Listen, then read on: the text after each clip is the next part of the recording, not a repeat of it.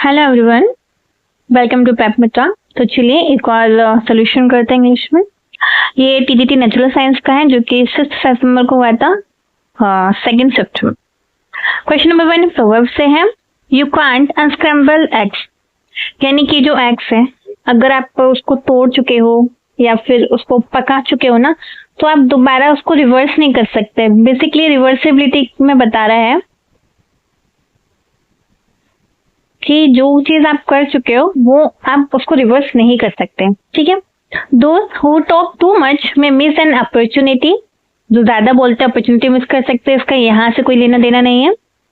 One something is done, एक बार जो चीज हो चुकी, it can not be undone और रिवर्स्ड, वो रिवर्स नहीं हो सकती। तो ये इसका आंसर होगा। Difficult task seem easier when done voluntarily, यानी जो डिफिकल्ट टास्क है अगर आप उसको वॉलंटरली करें तो वो इजियर होगा। इसका यहाँ से कोई तुक नहीं बैठेगा। Once good event doesn't mean that everything is right. तो आंसर क्या है? सेकंड। आगे आते हैं क्वेश्चन नंबर 2 पे। ये आर्टिकल से क्वेश्चन है। They went for the walk on the Juhu beach in Mumbai. Juhu beach ये एक स्पेसिफिक नाउन है और स्पेसिफिक नाउन के लिए दा यूज होता है। दा इसमें 2 में है, वॉक। वॉक एक सिंगुलर काउंटेबल नाउन है, तो यहाँ पे क्या यूज होगा? ए। कुछ लोग इसमें कंफ्यूज रहते हैं, तो क्योंकि वॉक एक वर्ब भी है, तो एक बार हम इसको देखते हैं as a verb and as a noun. अगर वॉक वर्ब है तो हम कैसे बोलते हैं? I walk to school every day.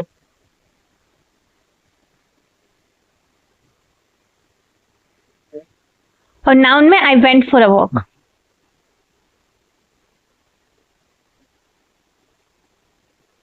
और वॉक हमेशा काउंटेबल नाउन है। ठीक है, अगर वहां पे टू आ जाता तो ये सिंगुलर ना होके प्लूरल हो जाती।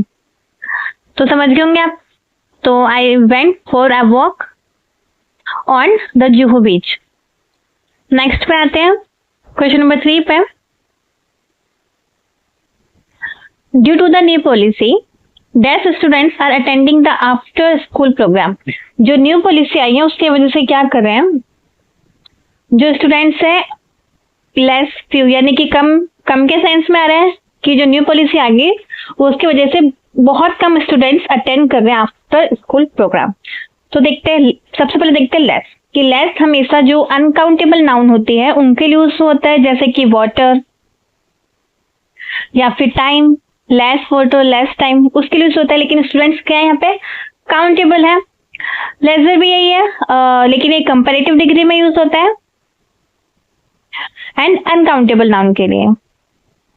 फ्यूअर ये बिल्कुल ठीक है, फ्यू यानी कि कम है। कंपैरेटिव डिग्री है ये, कि पहले से ही कंपेयर कर रहे हैं कि जब न्यू पॉलिसी आ गई तभी स्टूडेंट्स कम हो गए, बल्कि पहले तो अच्छे खासे आ रहे थे। ठीक है, और ये काउंटेबल नाउन के लिए यूज होता है। लीस्ट ये तीनों लेस लेजर लीस्ट, ये सुपरलेटिव डिग्री है लेस का। आगे आते हैं नेक्स्ट क्वेश्चन पे।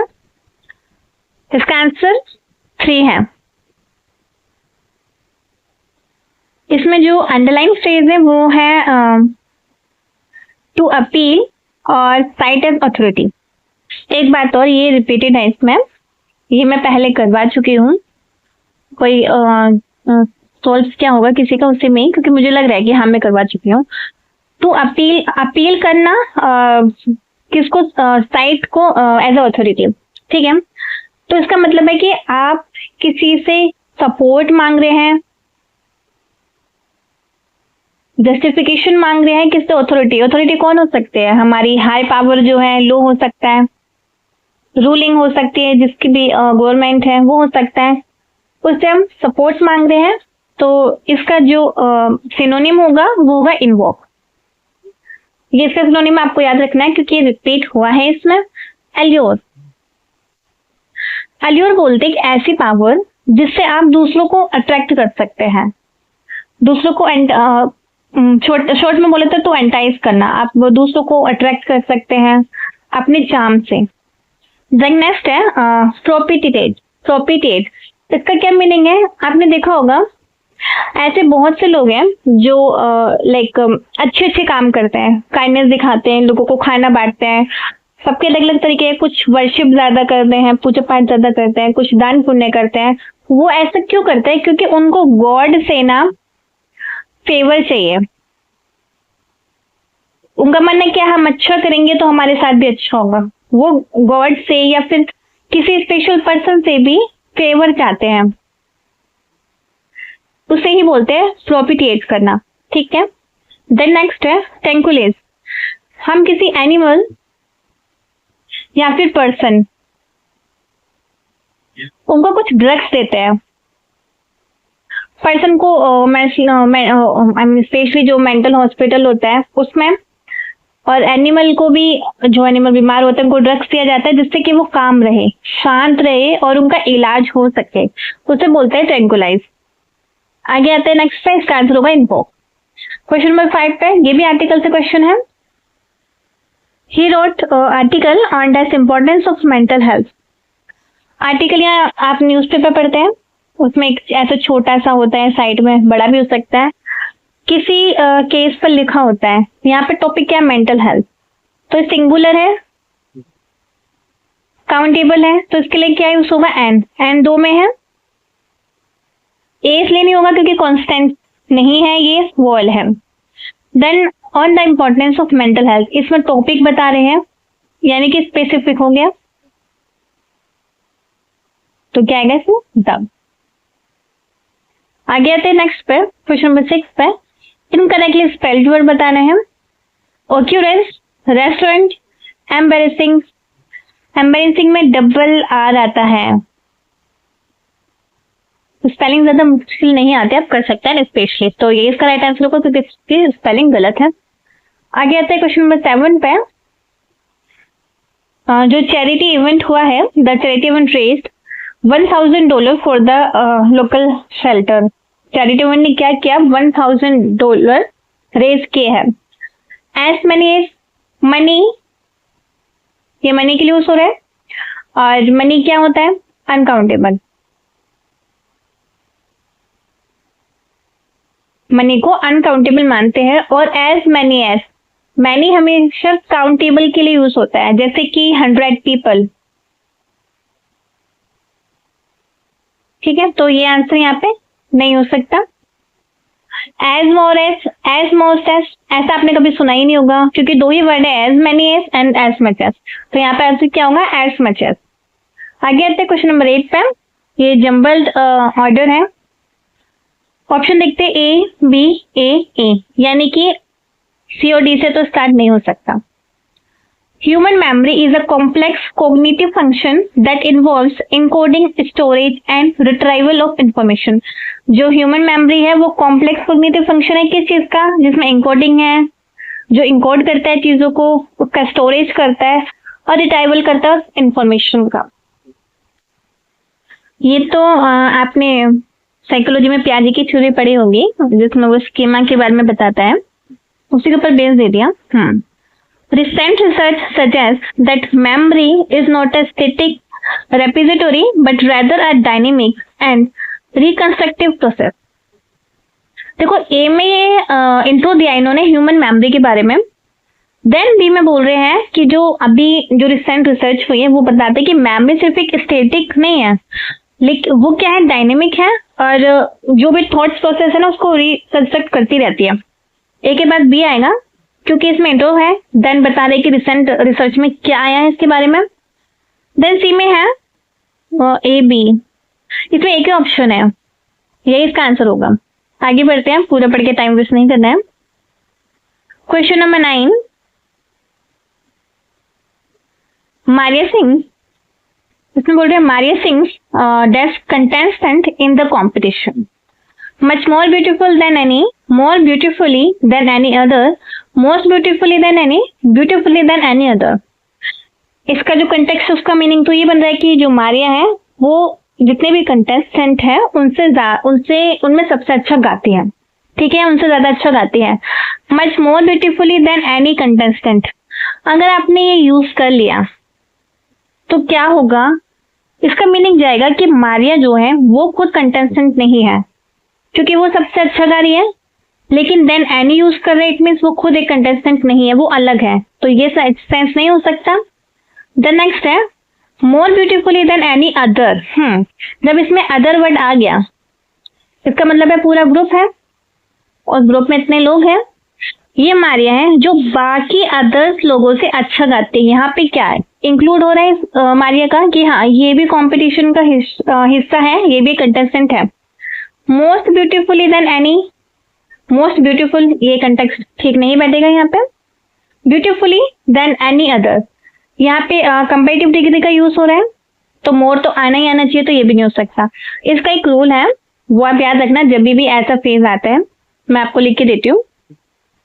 पहले मोर आएगा जब भी कंपेरेटिव डिग्री होगा इस तरीके से, उसके साथ एडजेक्टिव या फिर एडवर्ब जो भी उसमें फिर बैठ रहा है, उसके बाद देन, फिर एनी अदर। एनी अदर का यूज होना बहुत जरूरी है, इसका मतलब वो भी उस पार्ट का एक हिस्सा है, वो अलग नहीं है, ठीक है। और उसके साथ सिंगुलर नाउन, ये बात आप याद रखना। इस रूल पर मैंने सुना है कि ग्रामर से 1-2 क्वेश्चन आ रहे हैं, इस रूल पर क्वेश्चन आएगा, ठीक है। आगे आते हैं क्वेश्चन नंबर 10 पर। इसमें सिनोनिम पूछा आपसे अवर्जन का, और ये बहुत इंपॉर्टेंट है। मैंने अभी देखा, ये IB का एग्जाम हुआ था, IB उसमें भी वर्ड था, ठीक है। तो एवर्जन का मीनिंग होता है डिसलाइक, बहुत ज्यादा किसी को डिसलाइक करते हैं, बिल्कुल ही नापसंद करते हैं, उसको बोलते हैं एवर्जन। उसका एंटोनिम पूछा है, तो देखते हैं। सेंसेशन क्या होता है? ये एक फिजिकल फीलिंग होती है सेंसेशन, जैसे कि आपको कोई ऐसी न्यूज मिल जाए जो आपने नहीं सोचा था, तो आपके क्या थोड़े थोड़े रोंगटे भी खड़े हो सकते हैं, लाइक सनसनी type, that is called sensation, okay. Loathing, ये इसका सिनोनिम है एवर्जन का, जिसका मीनिंग होता है डिसलाइक। द नेक्स्ट है प्रेफरेशन, प्रेफरेशन इसका मीनिंग होता है, एक्चुअली ये कोई वर्ड भी नहीं है, तभी इसका जो रियल वर्ड है वो है प्रेफरेंस, ठीक है। इंक्लिनेशन, ये इसका राइट आंसर है। इंक्लिनेशन बोलता है किसी पर्सन की कोई पर्सनल फीलिंग जो कि लाइफ में होती है, पसंद में होती है, दैट इज कॉल्ड इंक्लिनेशन। आगे आते हैं क्वेश्चन नंबर 11 पे। वन वर्ड सब्स्टिट्यूशन बताना है। A person who pretends to have moral standard but behave otherwise, और मैं आपको बता दूं ये रिपीटेड है, PYQ से ही है ये। आपने बहुत सुना है, आप तो भाषण सुनते हैं, हमारे प्राइम मिनिस्टर मोदी जी जो एक बहुत अच्छा वर्ड यूज किया था, उन्होंने हाइपोक्रेसी की भी सीमा होती है, ठीक है। तो उसमें क्या था, आप एक पर्सन हो, बाहर से दिखा रहे हो कि बहुत अच्छे हो, लेकिन अंदर से आप उतने ही ज्यादा चालाक हो, आप किसी का भला नहीं चाहते, सिर्फ दिखावा कर रहे हो। तो ये वही है कि आपके डबल स्टैंडर्ड है, बाहर से आप दिखा रहे हैं कि बहुत अच्छे हो, लेकिन बिहेवियर उसका उल्टा है, तो उसको क्या कहेंगे? हाइपोक्राइट। आगे आते हैं नेक्स्ट पे, क्वेश्चन नंबर 12 पे। Select incorrectly word. Comprehensive, comprehensive. Re-evaluation, ये भी ठीक है। सिस्टमिक, ये भी ठीक है। पैडागोजिकल, पैडागोजिकल, ये स्पेलिंग भी ठीक है। इसमें सभी स्पेलिंग ठीक है, लेकिन मैं आपको बताती हूँ जो रियल पेपर था उसमें क्या हुआ था, इसकी स्पेलिंग GICAL की जगह GICEL लिखा था, तो हो सकता है दोबारा आ जाए, तो आप याद ध्यान करके जाना, पैडागोजिकल, ये इसका राइट आंसर है। आगे आते हैं 13 पे। एंटोनिम पूछा है इसमें ट्रेपिडेशन का। पहले देखते हैं कि ट्रेपिडेशन का क्या मीनिंग है। ट्रेपिडेशन का मीनिंग है कि आप अंडर कॉन्फिडेंस हैं,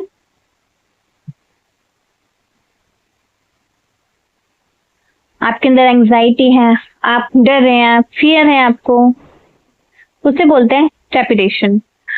इसका एंटोनिम देखना है तो अंडर कॉन्फिडेंस का अपोजिट क्या होगा? कॉन्फिडेंस, ये इसका राइट आंसर है। एप्रीहेंशन का क्या मतलब है? ऐसी फीलिंग आना कि ना कुछ गलत हो सकता है, कुछ गलत होने वाला है, तो ये क्या होगा? इसका सिनोनिम हो गया। एंजाइटी सेम है, आप नर्वस हो, आपको डर लग रहा है, और ड्रेड भी इसका सिनोनिम है, ये तीनों एक दूसरे के सिनोनिम है। आगे आते हैं नेक्स्ट पे, 14 पे ये भी जम्बल्ड है, AECE, ABCDE, यानी कि B से नहीं होगा और D से भी नहीं होगा। तो चलिए ए से स्टार्ट करते हैं। Human beings rely heavily on the environment for food, water and shelter. जो ह्यूमन बींग्स है वो क्या है, बहुत मतलब पूरी तरीके से एनवायरमेंट पर डिपेंड है। रिलाई मीन्स डिपेंड होना, किस चीज के लिए, पानी के लिए, खाने के लिए, यहाँ तक कि शेल्टर के लिए भी। तो ए से लग रहा है कि हाँ हो सकता है। आगे भी देखते हैं, ए से 2 है वैसे। With climate change and environmental degradation, the future of humanity is at risk.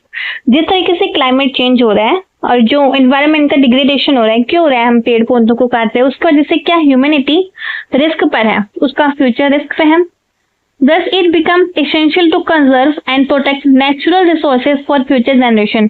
तो ये इम्पोर्टेंट हो गया है कि हम प्रोटेक्ट करें नेचुरल रिसोर्सेस को। सीधे तो स्टार्ट नहीं हो सकता, सीधे इन्होंने बोल दिया कि इसेंशियल बन गया है, तो सी वाला तो बिल्कुल ही कर जाएगा। अब देखते हैं ए 1, 2 और 4 में से कौन सा बैठता है। Deforestation, pollution and over exploration of resources have created several ecological problems. इसमें बोल रहे हैं कि जो भी डिफॉरेस्टेशन हो रहा है, पोल्यूशन हो रहा है, ओवर एक्सप्लोटेशन हो रहा है रिसोर्सेज का, उसकी वजह से इकोलॉजिकल प्रॉब्लम्स क्रिएट हो रही है। Protecting the environment has become an urgent need for the survival of all species on the earth. Environment के लिए प्रोटेक्ट करना बहुत जरूरी हो गया और अर्जेंट नीड है। तो देखते हैं ए के बाद क्या बनेगा। देखिए ए में इन्होंने बोला कि हाँ ह्यूमन डिपेंड है, स्टार्ट तो ऐसे ही होगा। ई में तो सीधे बोल दिया कि प्रोटेक्ट करो एनवायरमेंट को, तो ये तो पॉसिबल नहीं है। और ए के बाद बी होगा, ये भी फिक्स हो गया क्योंकि दोनों में ए के बाद बी है, यानी कि ह्यूमंस डिपेंड है और क्लाइमेट चेंज हो रहा है जिसकी वजह से ह्यूमैनिटी रिस्क पे है। अब देखते कि बात सी आएगा ये D. Thus it becomes essential to conserve and protect natural resources for future generation. इसमें बोल रहे हैं कि हाँ ये essential बन गया है कि हम कंजर्व करें, प्रोटेक्ट करें नेचुरल रिसोर्सेज को। और इनमें बोल रहे हैं कि protecting the environment has become an urgent need for the survival of all species on the earth.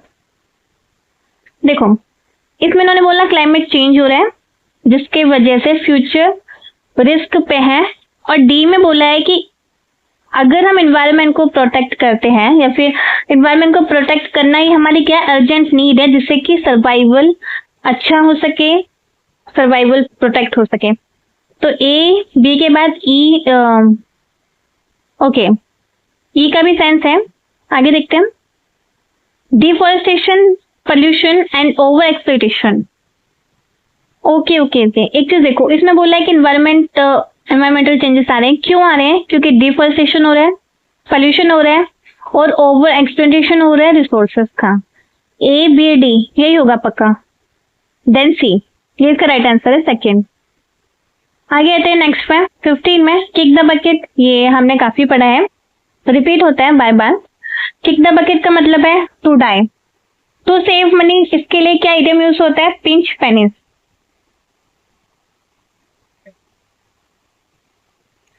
ये टू सेव मनी के लिए यूज होता है। टू स्टार्ट अ प्रोजेक्ट, इसके लिए भी एक इडियम हो सकता है जैसे कि किक थिंग्स ऑफ।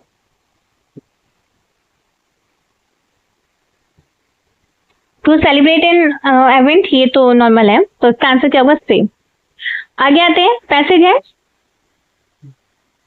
अगर आपको छोटा दिख रहा हो तो आप ऐसे करके बड़ा कर लेना, ठीक है। एक बार इसके क्वेश्चंस भी हम देख लेते हैं क्योंकि कई बार ये क्वेश्चन इजी आते हैं। Who invented the telephone? ये तो आप सभी को पता ही होगा, ग्राहम बेल। एक तो आंसर ऐसे हो गया। नेक्स्ट है, What did invention to the telegraph revolutionize?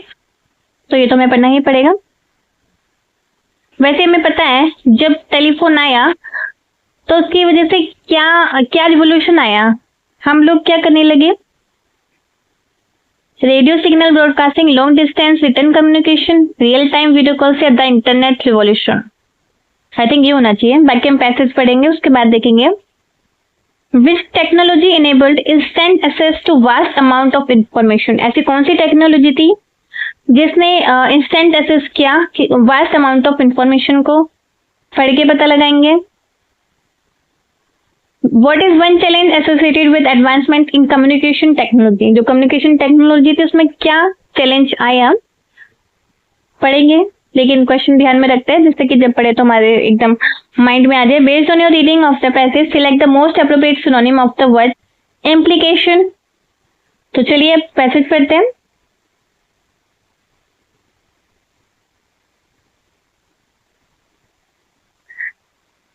The evolution of communication technology has dramatically transformed how humans interact and share information। यानी कि जो कम्युनिकेशन टेक्नोलॉजी का इवोल्यूशन हुआ है, इवोल्यूशन क्या, विकास होना, उसने क्या किया, has dramatically transformed, उसने क्या ट्रांसफॉर्म किया कि जो ह्यूमन किस तरीके से इंटरेक्ट करते और शेयर करते हैं इंफॉर्मेशन को, उसको ट्रांसफॉर्म किया, चेंज किया। From the early days of written letters and telegraph to today's instant messages and video calls, the ways in which we communicate have undergone significant changes।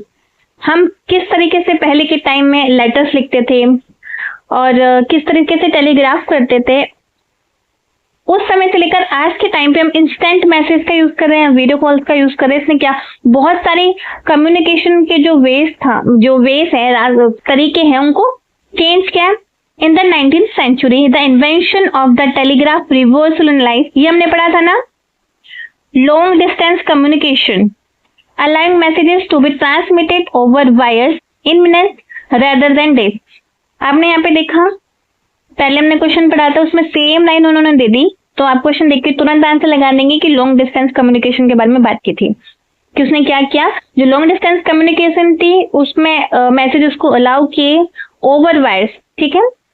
This breakthrough was followed by the telephone. ये जो break through था वो follow किससे होता था, telephone से, invented by Alexander Graham Bell. ये तो जीके का क्वेश्चन था, तो हमें आता ही था। 1876 विच enables real time voice communication over long distance. जिसने क्या किया, जब टेलीफोन आया तो उसने दूर दूर से भी जो रियल टाइम वॉइस कम्युनिकेशन हो रही थी उसको पॉसिबल किया। The 20th century so the advent of radio and television. जब 20th सेंचुरी आई तो उसमें क्या आया, रेडियो और टेलीविजन भी आ गया। विच ब्रॉट न्यूज, जिसने न्यूज लाई, एंटरटेनमेंट लिया और एजुकेशनल कंटेंट एक बहुत बड़ी वाइड ऑडियंस को दिए। These technologies plays a crucial role in shaping public opinion and culture. ये जो टेक्नोलॉजीज थी उसने एक बहुत महत्वपूर्ण भूमिका निभाई है, किस चीज में, जो कल्चर है उसको शेप करने में। The development of the internet in the late 20th century marked another significant milestone। जो 20th century में एक और डेवलपमेंट होगी किसकी, इंटरनेट की। उसने क्या आगे एक ग्रेट रिमार्क बनाया, माइलस्टोन था वो। The internet enabled instant access to vast amount of information and facilitated new forms of communication. जो इंटरनेट था उसने क्या किया, तुरंत जो इंस्टेंट एक्सेस दिया वास्ट अमाउंट ऑफ इंफॉर्मेशन को, जैसे कि ईमेल के थ्रू, फोरम्स के थ्रू और सोशल मीडिया के थ्रू। द इवोल्यूशन ऑफ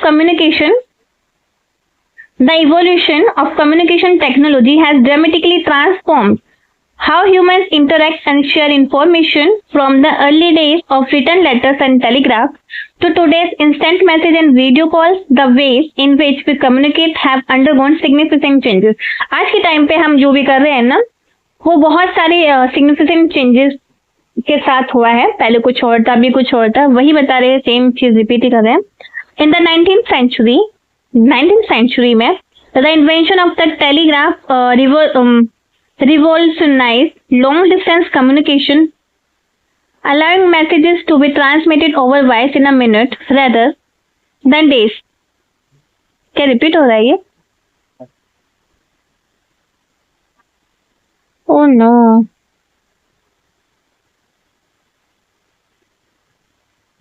ये रिपीट हो गया, इतना ही था।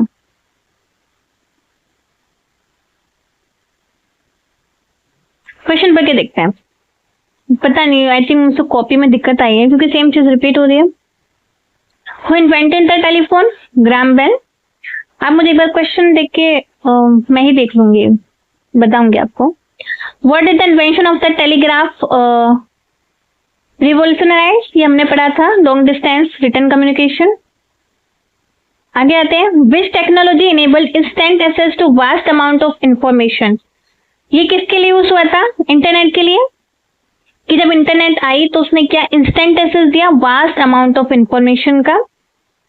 द नेक्स्ट है what is one challenge associated with advancement in communication technology. Communication technology में एडवांसमेंट किस चीज की हुई थी? डाटा प्रिवेसी की, ग्लोबल कम्युनिकेशन की, वॉइस कॉलिंग की, इंटरनेट स्पीड की। ये देखो हमने इसके बारे में तो पढ़ा ही नहीं है ना कि क्या चैलेंज आया, तो यानी पैराग्राफ में दिक्कत है तो हम इसका आंसर नहीं दे पाएंगे। 20 देखते हैं। Based on your reading of the passage select the most appropriate synonym of the word implication. ये तो हमने अगर पूरा पैसेज नहीं भी पढ़ पाया तो भी हम पता लगा सकते हैं इम्प्लीकेशन का क्या मीनिंग है। इम्प्लीकेशन में क्या करते हैं? हम कंक्लूजन निकालते हैं। मान लो आपने कोई टॉपिक पढ़ दिया तो आप देखेंगे कि इसका इम्प्लीकेशन क्या है, इसके क्या कंक्लूजन है, हम इसको किस वे में यूज कर सकते हैं, एथिकल वे में, मोरल वे में, तो वही होता है इम्प्लीकेशन। इन्फेरेंस ये इसका राइट आंसर है। ये दोनों एक दूसरे के सिनोनिम है। एलिमेंट तो like it can be matter, it can be parts of something, तो इसका यहाँ कोई तुक नहीं बचा। कंपाउंड क्या होता है? जब दो चीजों को मिलकर बनते हैं, जैसे कि आपने पढ़ा है simple interest, compound interest, interest के ऊपर interest, that is compound. Theories तो इसका भी कोई साइंस नहीं बनेगा। इम्प्लीकेशन का मीनिंग होता है कंक्लूजन निकालना कि आप इसको किस तरीके से यूज कर सकते हैं, इसके क्या इफेक्ट हो सकते हैं, दैट इज कॉल्ड इम्प्लीकेशन। तो आज का यहीं पे खत्म होता है, मिलते हैं नेक्स्ट वीडियो में। थैंक यू सो मच, ऐसे ही पढ़ते रहिए, खुश रहिए।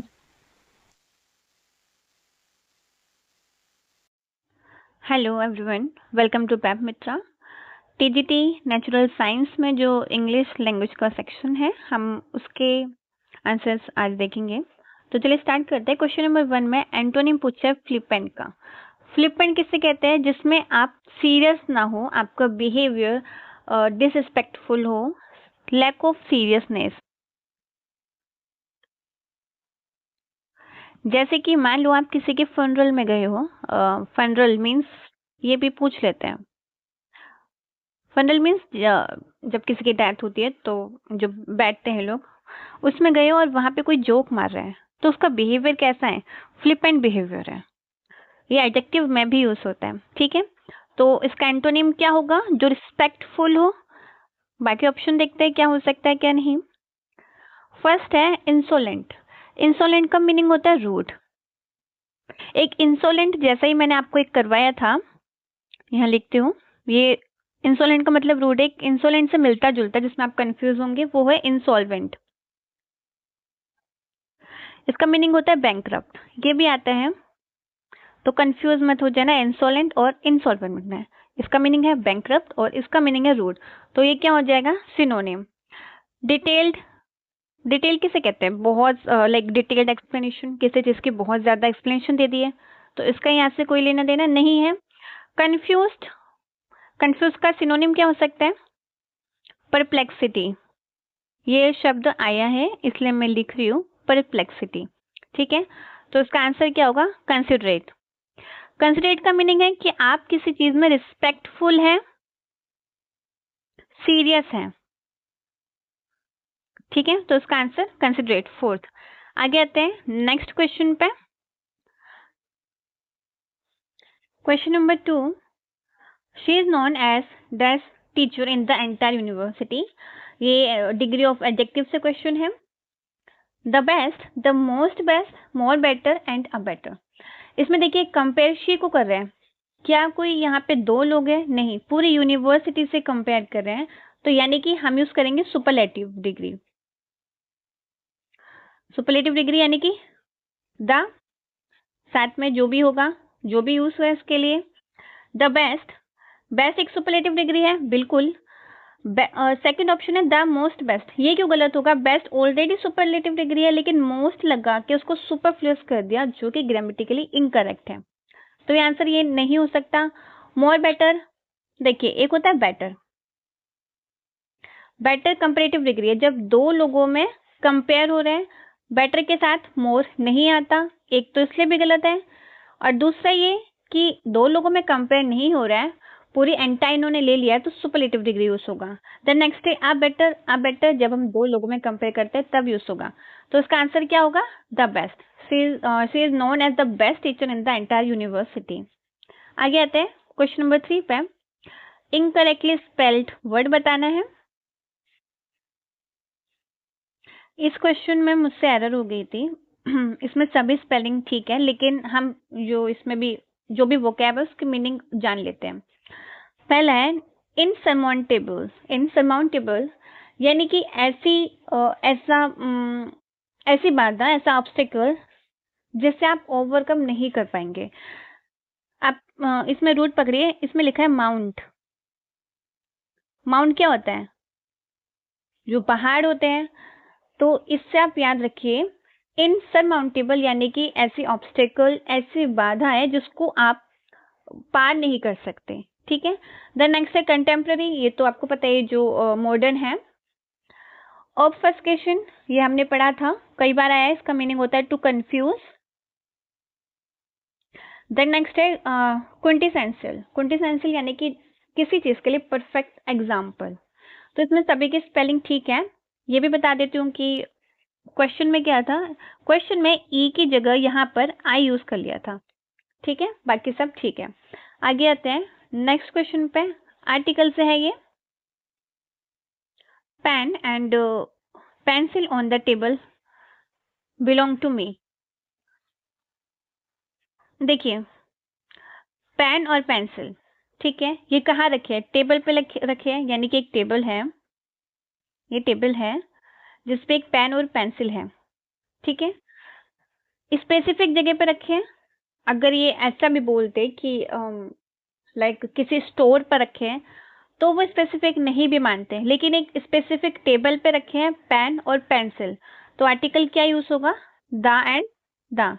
The pen and the pencil on the table belong to me, यानी कि जो टेबल पे पेन और पेंसिल रखा है वो मुझसे बिलोंग करता है। और एक बात और, अगर यहाँ पर सिर्फ सब्जेक्ट वर्ब एग्रीमेंट का भी थोड़ा देख लेते हैं। अगर यहाँ पे सिर्फ ओनली पेन होता या फिर सिर्फ ओनली पेंसिल होता तो बिलोंग की जगह क्या आता? बिलोंग्स, सिंगुलर हो जाता। ठीक है, आगे आते हैं क्वेश्चन नंबर 5 पे। ये भी आर्टिकल से क्वेश्चन है। They had dash great time at the does party last night. सबसे पहले देखते हैं पार्टी। ठीक है, पार्टी काउंटेबल नाउन है। लास्ट नाइट यानी कि वो पार्टी जो लास्ट नाइट को हुई है, यानी प्रीवियस डे में हुई है। तो एक स्पेसिफिक जा रहा है और स्पेसिफिक के साथ क्या यूज होता है? द। तो फर्स्ट एंड सेकंड ऑप्शन तो ऑलरेडी कट ही गए, अब बचा थर्ड और फोर्थ। मैं आपको बताती हूँ, जितने भी ग्रेट टाइम मोस्टली DSSB में जितने भी मैंने आर्टिकल से क्वेश्चन देखे, अगर उनमें ग्रेट टाइम आ रहा है तो वही ग्रेट टाइम आ रहा है जिसके साथ ए यूज हो रहा है, like it was a great time. तो they had a great time यानी एक जस्ट पर्सनल जो भी एक्सपीरियंस है, जनरल एक्सपीरियंस है, उसको इंडिकेट कर रहा है कि बहुत एक अच्छा टाइम था। कौन सा अच्छा टाइम? जो भी उन्होंने पार्टी में बिताया। ठीक है, तो they had a great time. लेकिन मोस्टली 80% ग्रेट टाइम के साथ ए ही यूज होता है। लेकिन जब द की बात आती है तो द कब यूज होता है? जब उस चीज को प्रीवियस में लाइक पहले भी स्पेसिफाई किया जा चुका है। Like we had the great fun in Goa, इस तरीके से। ठीक है, तो आगे आते हैं क्वेश्चन नंबर 6 पे। एक ऐसा पर्सन जो प्लेजर सीकर है, और ये हम कर चुके हैं, उसको बोलते हैं हेडोनिस्ट, यानी कि जिसको अपनी लाइफ में सिर्फ प्लेजर चाहिए, खुशी चाहिए। बाकी का ऑप्शन भी देखते हैं।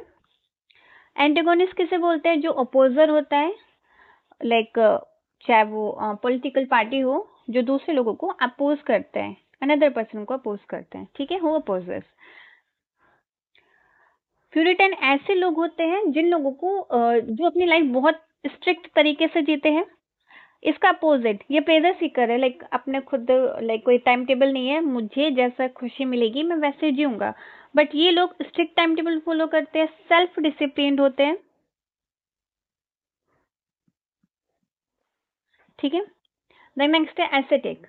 एसेटिक वो लोग होते हैं जो लाइक जो खुद ही मना कर देते हैं कि हमें जो दुनिया है उससे खुशी नहीं चाहिए। आपने हमारे आसपास आपने सुनना होगा साधु और संत। ये वही लोग हैं एस्थेटिक, उन्हें ही बोलते हैं। ठीक है, आगे आते हैं नेक्स्ट क्वेश्चन पे। क्वेश्चन नंबर 7 ये जंबल ऑर्डर से है, तो चलिए धीरे धीरे पढ़ के देखते हैं। CDBA यानी कि चारों सेंटेंस से स्टार्ट हो सकता है। The book has been well received leading to numerous speaking engagement. इसमें बोल रहे हैं जो बुक है उसको काफी लाइक पॉपुलरिटी मिली, जिसने leading to numerous speaking engagement, जिसने बहुत सारे जो like speaking engagement means like speech देते हैं, भाषण देते हैं, उसको बुलावा दिया। देखिए हमें नहीं पता कौन से बुक के बारे में बात हो रही है, सीधे बात होगी कि जो बुक थी वो बड़ी अच्छे से चली है, जिसके वजह से जो भी उस बुक का राइटर होगा उसने काफी सारी स्पीकिंग एंगेजमेंट पैदा की। ठीक है, she embarked on a year-long journey to gather data from various cultures. उसने एक बहुत लंबी जर्नी तय की थी। बहुत लंबी जर्नी में क्या किया, डाटा तैयार किया अलग अलग कल्चर से। यहाँ से स्टार्ट हो सकता है, इसमें किसी के बारे में बता रहे हैं। आगे देखते हैं हर स्टडी चैलेंजेस, हर किसके लिए यूज हुआ है, शी के लिए, तो पहले शी आएगा या हर, ऑफकोर्स शी आएगा, तो बी के बाद सी आएगा। देख लेते हैं बी के बाद सी कहाँ पर है, यहाँ पर नहीं है। बी के बाद सी यहाँ पर है, यहाँ पर है और यहाँ पर है, 3 में। आगे देखते हैं her study challenges existing norms about societal structure, जो कि उसने स्टडी की थी, और इसमें भी यही बात बोल रहे हैं कि उसने डाटा तैयार किया। तो जो स्टडी थी उसने क्या किया, जो भी उस टाइम जो सोसाइटल में स्ट्रक्चर बना हुआ था उसमें जितने भी नॉर्म्स थे, नॉर्म्स क्या होती है, कुछ गलत चीजें, कुछ मानदंड जो बने हुए हैं उसको चैलेंज किया। ठीक है, result from her anthropological research were published in a best selling book. तो जो भी उसने रिसर्च की उसका रिजल्ट क्या मिला कि जो उसकी बुक थी बेस्ट सेलिंग बन गई। आप देखिए इसमें जर्नी बता रहे हैं कि जर्नी थी, डाटा इकट्ठा किया अलग अलग जगह से। उस डाटा में क्या था, चैलेंजेस थे जो भी सोसाइटी में थे, जो भी सोसाइटी के नॉर्म्स थे उनको चैलेंज किया गया था। देन उसका रिजल्ट क्या हुआ, उसकी बुक बेस्ट सेलर बनी, और जब बेस्ट सेलर बनी तो बहुत सारी स्पीच जो होगी वो देने का उसको मौका मिला। तो BCDA थर्ड इसका राइट आंसर होगा, थर्ड। ठीक है, आगे आते हैं क्वेश्चन नंबर 8 पे। In terms of cost this model is dash than the other we considered. इसमें देखिए बहुत सारे स्टूडेंट्स से गलती करेंगे, जैसे इसमें बोल दिया ना कि जो मॉडल है वो जो दूसरे मॉडल देखे हैं उन टर्म्स में क्या है, चीप यूज हो रहा है तो सस्ता है। एक बात याद रखिए अदर है, अदर किसके लिए यूज होता है, सिंगुलर के लिए।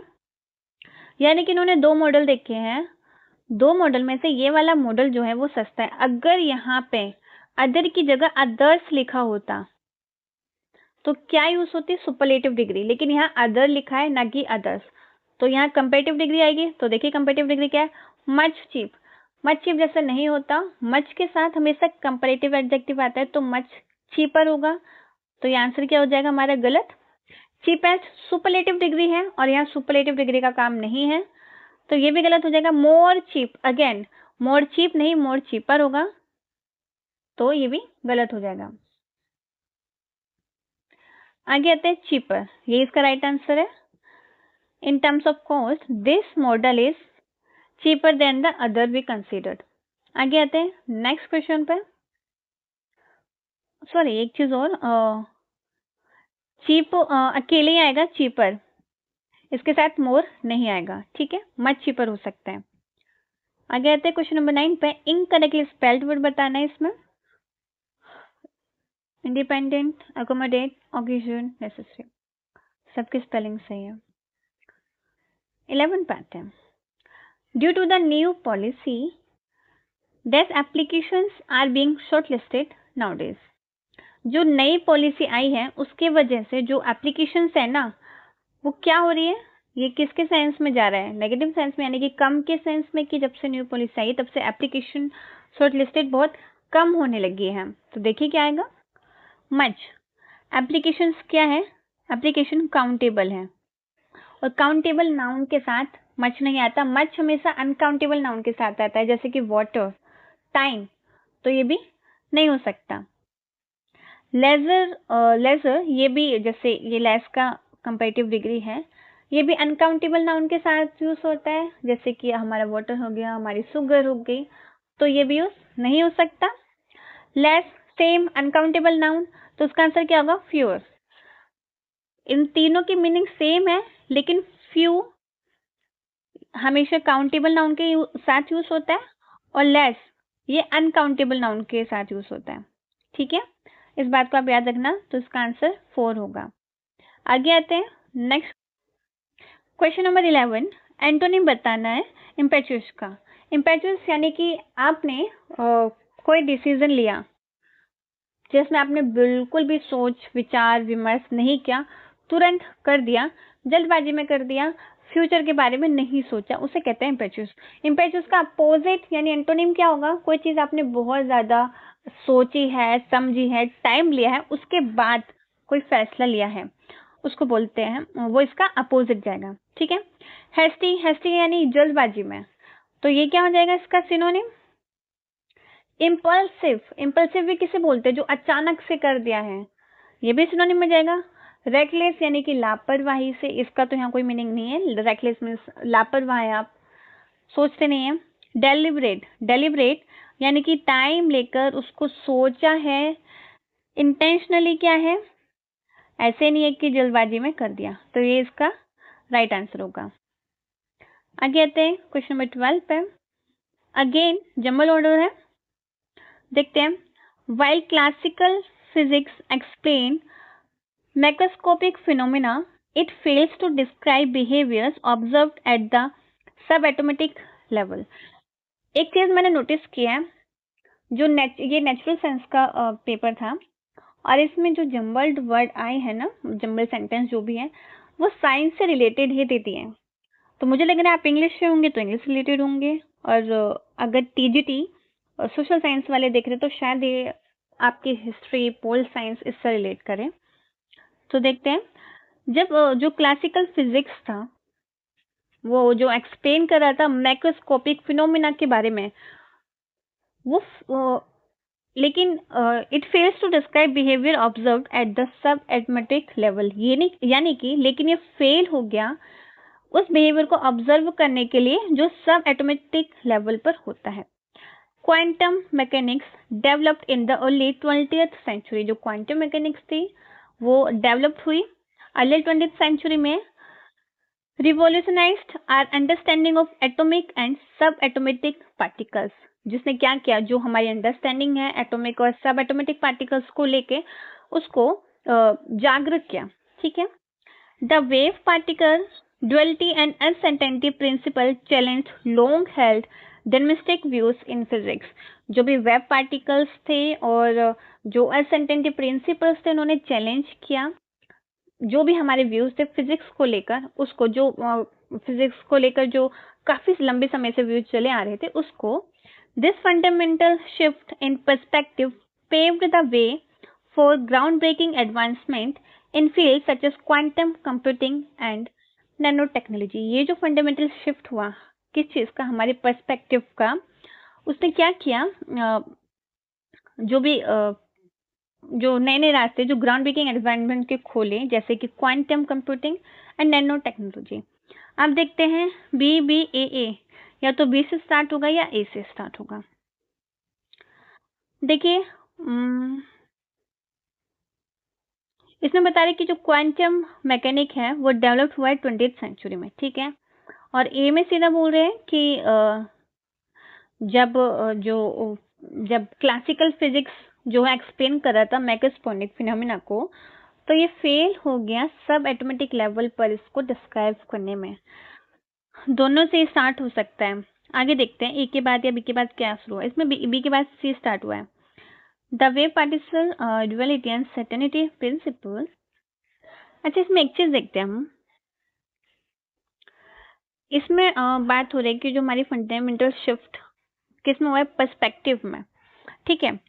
और सी में भी हम जो व्यूज हैं, व्यूज क्या किस चीज के बारे में बोल रहे हैं, जो हमारे व्यूज यानी कि जो हमारे पर्सपेक्टिव था फिजिक्स में, उसी की बात हो रही है, उसी को चेंज किया है, तो सी के बाद डी आएगा, ये तो कंफर्म है।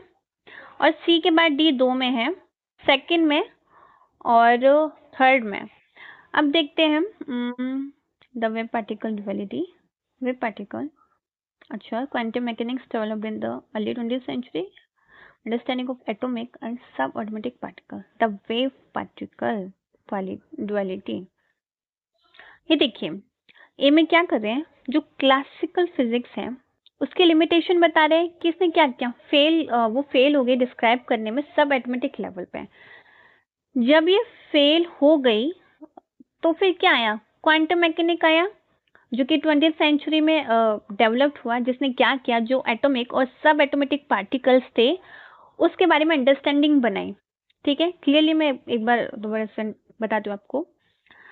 ए में बोल रहे हैं कि जो क्लासिकल फिजिक्स, सबसे पहले इसके बारे में बताया कि उसने क्या किया, मैक्रोस्कोपिक फिनोमिना को एक्सप्लेन किया, अच्छे से किया, लेकिन जब वो इसको एक्सप्लेन कर रही थी तो फेल हो गई सब एटॉमिक लेवल को ऑब्जर्व करने में, यानी कि इसकी लिमिटेशन बता दी।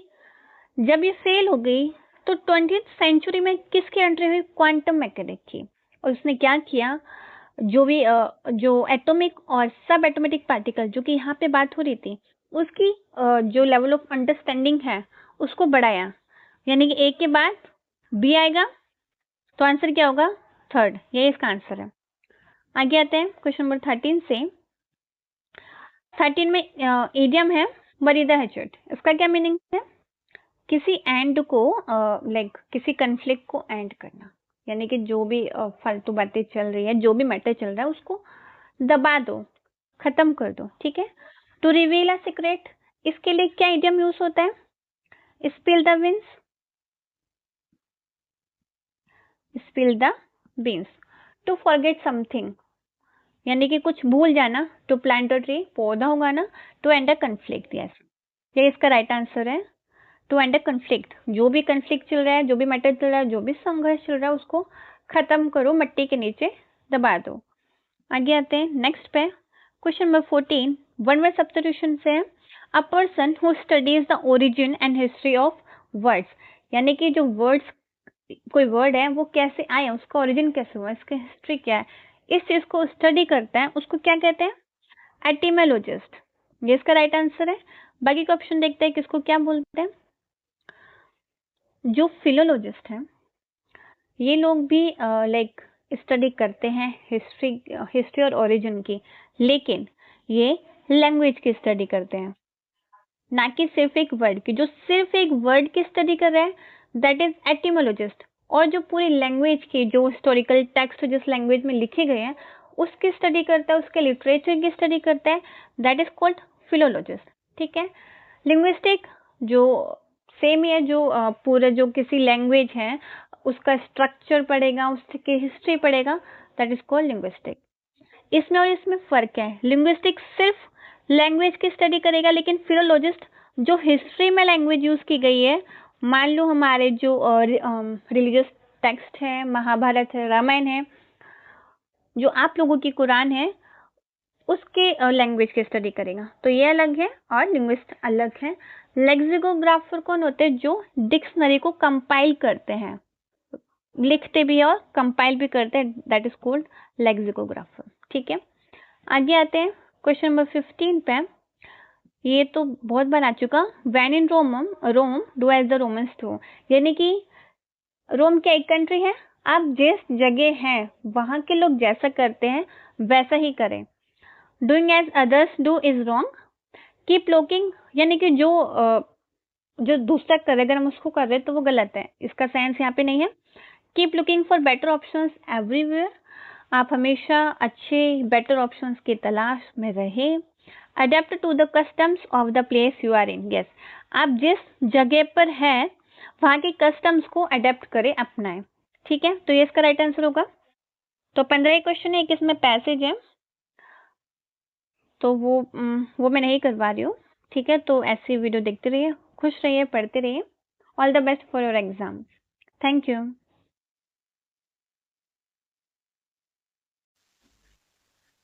Hello everyone, welcome to prep मित्रा।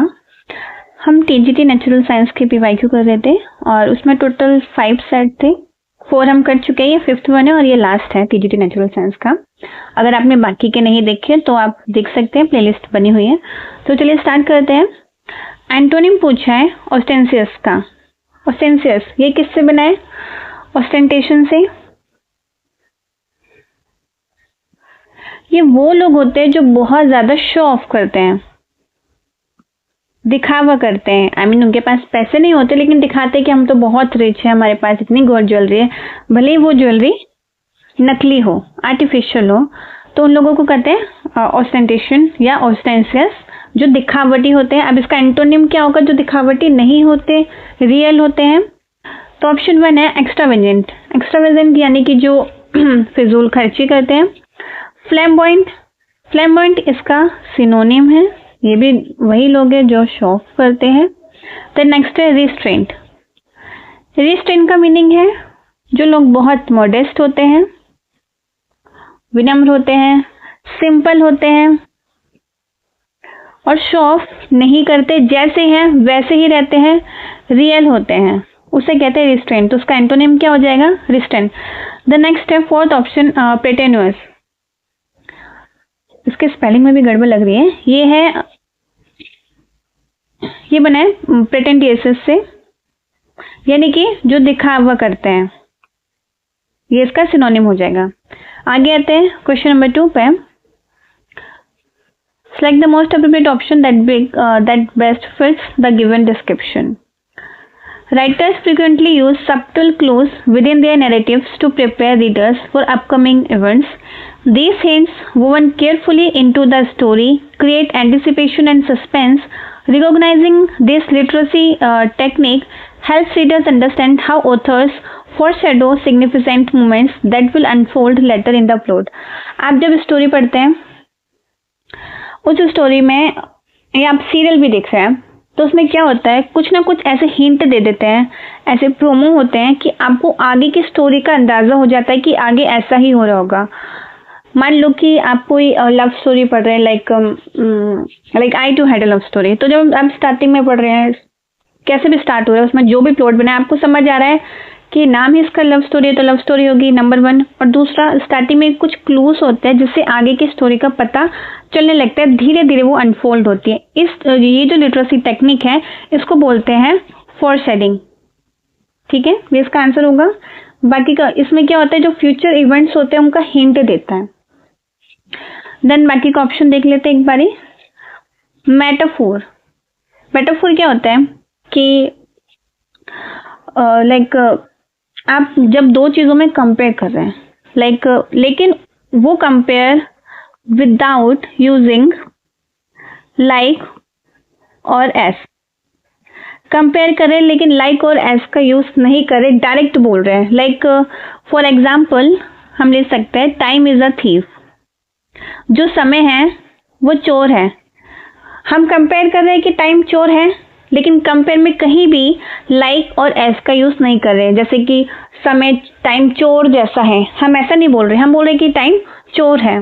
ठीक है, वो होगा मेटाफोर। और फ्लैशबैक जो पीछे से करते हैं। ठीक है, आगे आते हैं क्वेश्चन नंबर 3 पे। तारा इज दैट्स हर फ्रेंड प्रिया। या बड़ी का सेंस है कि जो तारा है वो अपनी फ्रेंड प्रिया से बड़ी है। इस चीज में आपको दो चीज याद रखनी है। इसमें कंफ्यूजन होती है। जब भी एल्डर आता है तो ये फैमिली के लिए आता है, और जो ओल्डर है ये आपके जो फ्रेंड्स हैं, रिलेशंस हैं, ऑब्जेक्ट हैं, उनके साथ आता है। ठीक है, तो ये पीपल जो अलग हैं, जो थिंग्स हैं, उनके साथ। एक बात और, अभी जो एग्जाम चल रहे हैं, जो डांस 4 के चल रहे हैं, उसमें ये कॉन्सेप्ट पूछ रहे हैं। तो जो भी टीजीटी वाले इस बात को ध्यान रखना, या जो डांस 4 वाले, एलडीसी वाले, स्टन वाले, जो भी है इस बात को ध्यान रखना, ये कॉन्सेप्ट पूछ रहे हैं। और ये आपको किसी तरह याद कर लो या फिर ऐसे याद कर लो, ब्लीड से, लाइक ब्लीडिंग कर रहा है, उसके खून निकल रहा है। ठीक है, ब्लीडिंग से याद कर लो, इसमें ई आ रहा है, उसके खून निकल रहा है, तो मतलब वो खून का रिश्ता है। ठीक है, तो इसमें प्रिया उसके खून का रिश्ता नहीं है, फैमिली का नहीं है, फ्रेंड्स वगैरह में आती है। तो इसके साथ क्या यूज होगा? ऑल्डर देन, कंपैरेटिव डिग्री है, ठीक है। आगे आते हैं क्वेश्चन नंबर 4 पे। 5 candidates were selected for the final round of interview.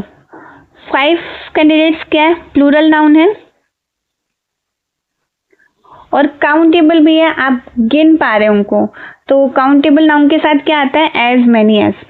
और अगर यही अनकाउंटेबल होता तो क्या आता है? एज मच एज, लेकिन यहाँ पे काउंटेबल है तो एज मेनी एज। आगे आते हैं क्वेश्चन नंबर 5 पे।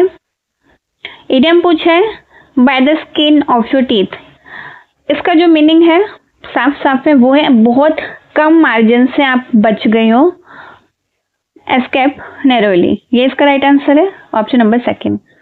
आगे आते हैं क्वेश्चन नंबर 6 पे। ये आर्टिकल से क्वेश्चन है। She is an advocate for rights of women in rural areas. सबसे पहले आते हैं राइट्स पे, ठीक है। राइट्स क्या है?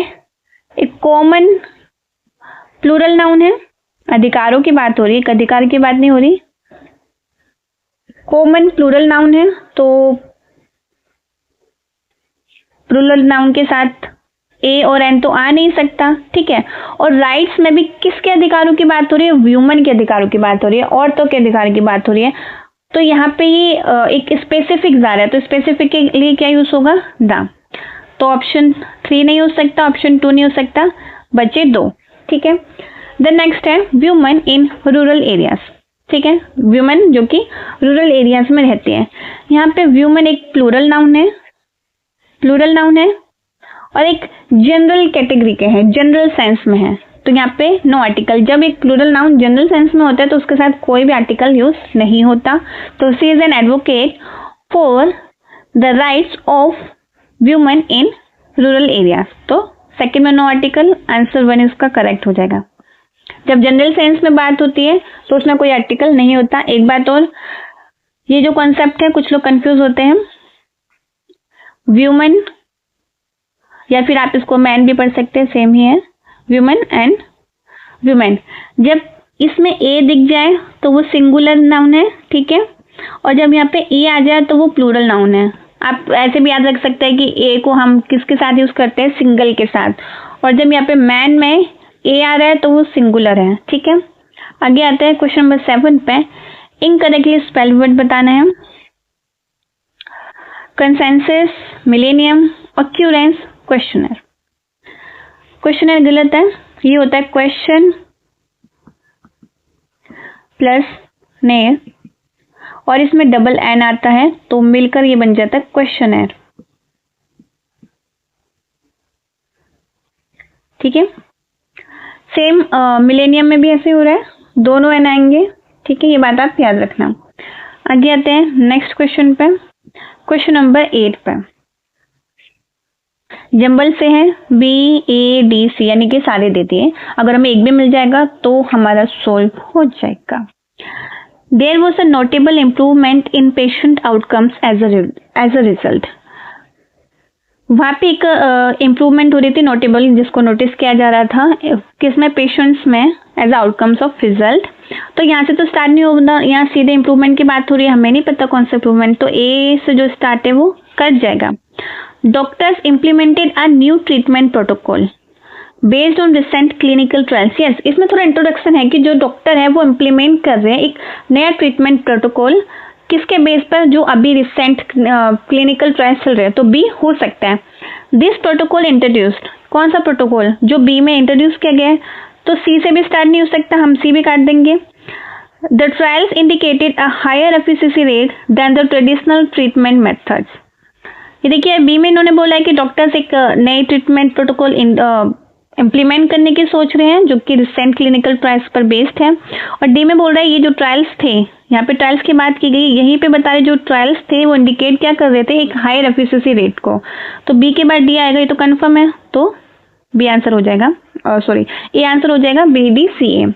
आगे आते हैं नेक्स्ट पे, क्वेश्चन नंबर 9। BACD यानी कि अगर हमें एक मिल गया तो आंसर हो जाएगा, इसका थोड़ा फायदा हमको रहता है। The market has shown a favourable response to this innovative approach. जो मार्केट है उसने एक फेवरेबल रिस्पॉन्स दिखाया है किसके लिए, ये जो इनोवेटिव अप्रोच है उसके लिए। यहाँ पे दिस आ रहा है और हमें नहीं पता कौन सी इनोवेटिव अप्रोच की बात हो रही है, तो जो सेंटेंस जो ऑप्शन ए से स्टार्ट है उसको हम काट देंगे। Initially, the product did not meet the expected sales target. Starting में ना जब शुरुआत थी तो जो प्रोडक्ट था उसने जो उसके जो सेल्स टारगेट, उसकी बिक्री जो हमने एक्सपेक्ट की थी उसको मीट नहीं किया। तो बी से स्टार्ट हो सकता है, इंट्रोडक्शन दे रहा है। As a result the marketing strategy was completely revamped. तो उसके रिजल्ट में जो मार्केटिंग जो स्ट्रेटेजी थी वो कम्प्लीटली रिवैम्प्ड का मतलब होता है चेंज होना, ठीक है। देखिए बी में बोल रहा है कि जो एक्सपेक्टेड सेल्स टारगेट थे वो कंप्लीट नहीं हुए।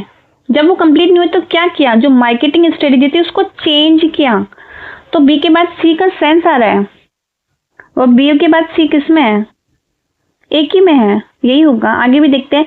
This included introducing, this included D से तो स्टार्ट हो ही नहीं सकता, इसमें तो सीधे हमें नहीं पता ना कि क्या इंक्लूड करने की बात कर रहे हैं, तो डी भी कर जाएगा। और बी के बाद सी है, ये कंफर्म है, तो आंसर क्या होगा 1 आंसर है। आगे आते हैं नेक्स्ट पे, क्वेश्चन नंबर 10 पे। The teacher responded to the deceptive chatter saying that empty vessels make the most sound. इसमें जो अंडरलाइन है वो ये है, empty vessels make the most sound, यानी जो खाली बर्तन होते हैं वो सबसे ज्यादा शोर मचाते हैं। इसका मतलब है कि जिसके पास कम नॉलेज होती है वो सबसे ज्यादा आपने सुना भी होगा लोगों से कि मूर्ख लोगों से बहस करना बहुत मुश्किल है, बहुत ज्यादा बोलते हैं, ठीक है। तो उसी के ऊपर है। Vessels make a loud sound when they are not filled, सीधे इन्होंने दे दिया तो ये तो उसका मीनिंग नहीं हो सकता। Quiet people are much wiser in quiet environment, जो अच्छे लोग होते हैं, शांत लोग होते हैं, काइंड लोग होते हैं, वो हमेशा शांत रहते हैं, वाइस रहते हैं। लेकिन यहाँ पे इसका कोई साइंस नहीं है, बात सही है। पीपल विद लेस सब्सटेंस और knowledge often speak the loudest, yes यही बात कर रहे हैं कि जिसके पास कम नॉलेज होती है वो सबसे ज्यादा तेज बोलते हैं, लाउडेस्ट बोलते हैं। तो ऑप्शन 3 इसका राइट आंसर होगा। आगे आते हैं क्वेश्चन नंबर 11 पे। आर्टिकल से क्वेश्चन है, I found interesting article on language in dash Times of India. Interesting E sound आ रहा है जो कि वॉल है, वॉल के साथ एन आएगा, एन एक ही में है। और न्यूज़पेपर, पर्टिकुलर न्यूज़पेपर की बात हो रही है, टाइम्स ऑफ इंडिया, तो उसके साथ क्या आएगा, द स्पेसिफिक है। तो ऑप्शन 4 राइट आंसर हो गया। आगे आते हैं क्वेश्चन नंबर 12 पे। एंटोनिम पूछा है लेथार्जिक का। लेथार्जिक का क्या मीनिंग होता है, लेजी, जो बहुत ज्यादा लेजी होते हैं उनको कहते हैं लेथार्जिक, आलसी होते हैं। तो लेथार्जिक का एंटोनिम उल्टा क्या हो जाएगा, आलसी का एंटोनिम जो बहुत एनर्जेटिक हो, काम करता हो अच्छे से। तो 3 इसका राइट आंसर हो जाएगा। बाकी का ऑप्शन देखते हैं, लिस्टलेस, टॉर्पिड, स्लगिश, ये सभी इसके सिनोनिम है लेथार्जिक के, ठीक है। आगे आते हैं क्वेश्चन नंबर 13 पे। Question number 13, out of all the contestant she was, यानी कि तेज, सबसे ज्यादा तेज थी उस रेस को खत्म करने में, ठीक है। सारे कंटेस्टेंट में से एक की बात हो रही है, यानी कि सुपरलेटिव डिग्री आएगा, और सुपरलेटिव डिग्री में क्या आएगा, फास्टेस्ट। आगे आते हैं क्वेश्चन नंबर 14 पे। The officer reminded the crowd, officer ने, जो पुलिस ऑफिसर थी, उसने क्राउड यानी कि भीड़ को रिमाइंड करवाया क्या, that he could only act within the limits और territory within which authority may be exercise, यानी कि वो सिर्फ वहीं पे अपना काम कर सकता है, उस टेरिटरी में अपना काम कर सकता है जो उसको दी गई हो, जो उसकी क्या कहते हैं, जो उसके जॉब के अंदर आती हो, ठीक है, जो उसकी अथॉरिटी के अंदर आती हो। तो ये इसका अंडरलाइन है। तो इसको क्या बोलते हैं, इसको बोलते हैं ज्यूरिसडिक्शन। ये आपने कई बार न्यूज़पेपर में भी देखा होगा, कंप्लेंट भी होती है किसी पुलिस थाने में, तो बोलते हैं कि नहीं ये तो मेरी ज्यूरिसडिक्शन में नहीं आता, मैं यहाँ पे वर्क नहीं कर सकता। तो वही है सॉवरेनिटी बोलते हैं, जहाँ पे पूरी तरीके से स्वतंत्र सत्ता हो। ये पूरा कंट्री है, ऑल ओवर कंट्री, वहां पे एक ही पावर को बताता है, ठीक है। टॉम्बस्टोन आपको पता है, जो वो कब्र होती है उसको एपिटाफ, जो कब्र के ऊपर कुछ लिखा जाता है उसको बोलते हैं एपिटाफ। ठीक है, तो उसका आंसर क्या होगा? जुरिसडिक्शन। आगे आता है क्वेश्चन नंबर 15 पे, जो कि लास्ट है। इनकरेक्टली स्पेल्ड वर्ड बताना है। Occurrence, appearance, commitment and conclusion. जो कमिटमेंट है उसकी स्पेलिंग गलत है। कमिटमेंट में हमेशा याद रखना एक यानी सिंगल टी होता है और 2 एम होते हैं। ठीक है, तो ये कैसे लिखा जाएगा? कमिटमेंट, ये इसकी राइट स्पेलिंग है। Thanks for watching. और अगर आपको क्लास पसंद आई तो प्लीज़ लाइक, सब्सक्राइब और शेयर ज़रूर करें। It gives me a kind of motivation. Thank you so much for watching. पढ़ते रहिए, खुश रहिए।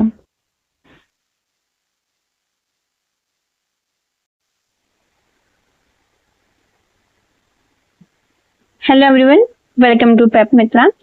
आप सभी के एग्जाम 1 तारीख से स्टार्ट और एडमिट कार्ड भी आ चुके हैं।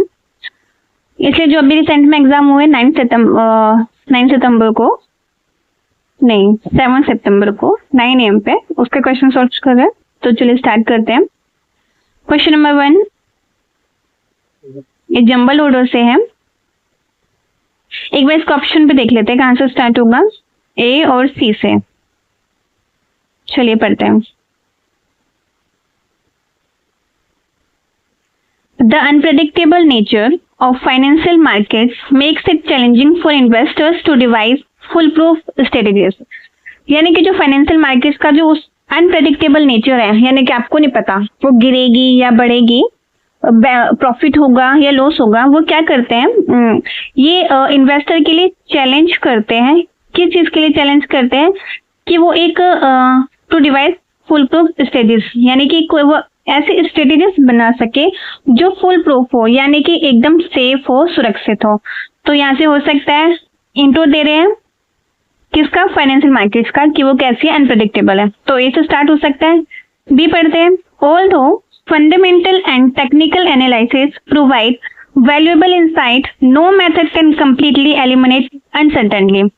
इसमें बोल रहे हैं कि हालांकि जो फंडामेंटल और टेक्निकल एनालिसिस है, किस चीज का एनालिसिस? कि जो फाइनेंशियल मार्केट्स है, गिरेगी, प्रॉफिट होगा, लॉस होगा, वो क्या करते हैं? प्रोवाइड करते हैं वैल्यूएबल इंसाइट, लेकिन फिर भी कोई भी मेथड कंप्लीटली एलिमिनेट नहीं कर सकता जो उसका अनसर्टेन है। अनसर्टेन का क्या मतलब है? जो उसमें उथल पुथल हो रही है। आगे देखते हैं सी का क्या है। Hence market volatility. वॉलेटिलिटी किसका, इसका क्या मीनिंग है? जो चीजें अनसर्टेन है, यानी कि फिक्स नहीं है, अनस्टेबल है।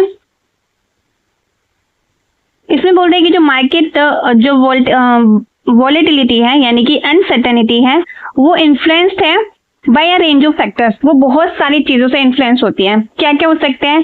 जो पॉलिटिकल इवेंट्स हो सकता है, इकोनॉमिकल इंडिकेटर एंड जो इन्वेस्टर के सेंटिमेंट्स है वो। ये देखिए सी में बोल रहे हैं कि मार्केट्स में वॉलेटिलिटी है जिसमें ये फैक्टर्स हैं, और बी में बता रहे हैं कि उन वॉलेटिलिटी को, यानी जो अनसर्टेनिटी है, उसको इम्प्रूव करने के लिए एनालिसिस हो रहे हैं, लेकिन फिर भी वो कंप्लीट नहीं हो पा रहे। ए के बाद सी आएगा और सी के बाद फिक्स बी आएगा। ये फिक्स है, ए सी बी यही हो सकता है और कुछ नहीं हो सकता। ए सी बी 4 ये इसका राइट आंसर है। पूरा नहीं पढ़ना, इतना टाइम नहीं होता आपके पास। My daughter has a passion for music and often accompanies me on flute. एक चीज हमेशा याद रखना, हमेशा बोलते हैं passion for music। ये फिक्स है। passion for के साथ कभी भी कोई आर्टिकल नहीं आया, चाहे म्यूजिक हो, डांस हो, राइटिंग हो, कुछ भी हो, इसके साथ कोई आर्टिकल नहीं आएगा। और फ्लूट ये एक म्यूजिकल इंस्ट्रूमेंट है, और म्यूजिकल इंस्ट्रूमेंट के साथ हमेशा दा आता है, चाहे फ्लूट हो, गिटार हो, पियानो हो, कुछ भी हो। ये बात आपको याद रखनी है। तो उसका आंसर क्या होगा? नो आर्टिकल, क्योंकि पेशेंट फोर के साथ कोई आर्टिकल नहीं आएगा और ये फिक्स है। ठीक है, और म्यूजिक इंस्ट्रूमेंट के साथ हमेशा द आता है। आगे आते हैं क्वेश्चन नंबर 3 पे। एंटोनिम बताना है एंटिक्वेटेड का क्या मतलब है? जो चीज आउटडेटेड है, ओल्ड है, तो इसका सिनोनिम क्या होगा? जो चीज न्यू है, मॉडर्न। ये इसका राइट आंसर होगा। स्लो मीन्स धीरे। ऑब्सोल्यूट का मतलब भी होता है आउटडेटेड। ये इसका सिनोनिम है एक्सपेंसिव यानी कि खर्चीला। तो इसका आंसर क्या होगा? मॉडर्न। आगे आते हैं क्वेश्चन नंबर 4 पे। द वेदर टुडे, आज का जो वेदर है वो कैसा है? मोर कोल्डर देन यस्टरडे। क्या मोर और कोल्डर एक साथ हो सकते हैं? नहीं। कोल्डर टू यस्टरडे, अगर जूनियर होता, सीनियर होता तो उसके साथ टू होता है, इसके साथ टू नहीं होता, तो ये भी नहीं हो सकता।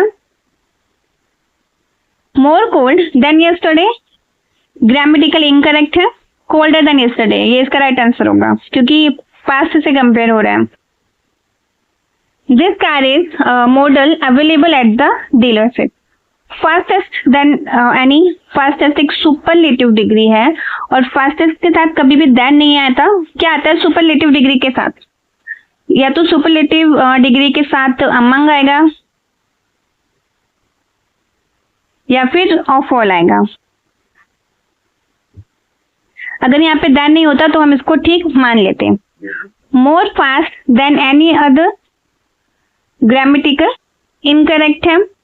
Fastest than any other, fastest than other, फिर से फास्टेस्ट के साथ, फास्टेस्ट ही नहीं सुपरलेटिव डिग्री के साथ देन नहीं आता।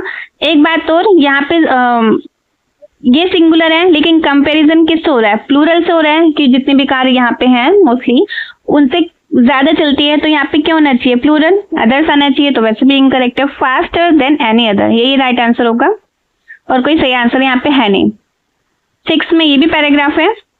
एक बार ऑप्शन और देखते हैं। ए से स्टार्ट होंगे सारे, पढ़ लेते हैं। The emergence of artificial intelligence has transformed traditional decision making processes integrating automation into various industries.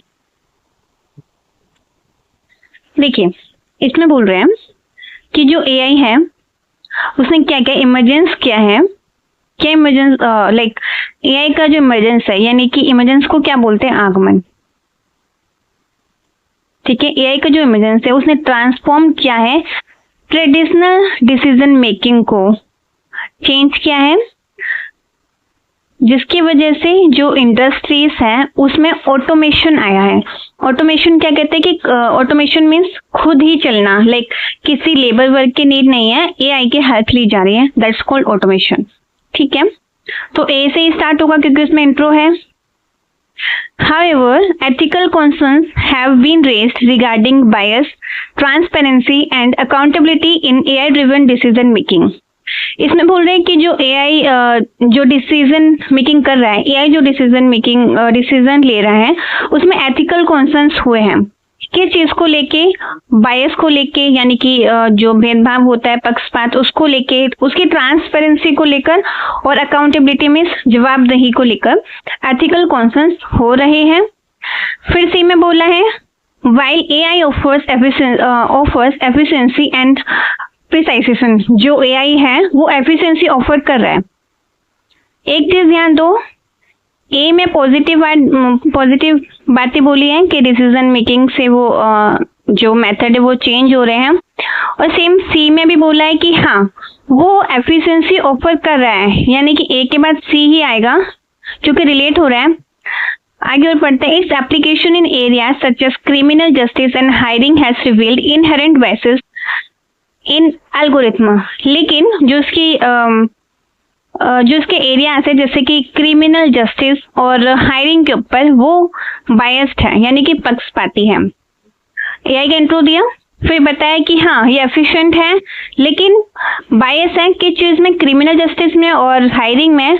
और बी में बता रहे हैं कि इन्हीं चीज को लेकर एथिकल कॉन्सर्न है। तो ए सी बी और लास्ट में टू मिटिगेट यानी कम करना। आपको ऐसे याद कराया था ना, मिट्टी का गेट है बहुत जल्दी टूट सकता है, कम करना। To mitigate these 6 policy makers and researchers are advocating for stricter regulation and more transparent AI framework। तो डी लास्ट में ही आना है।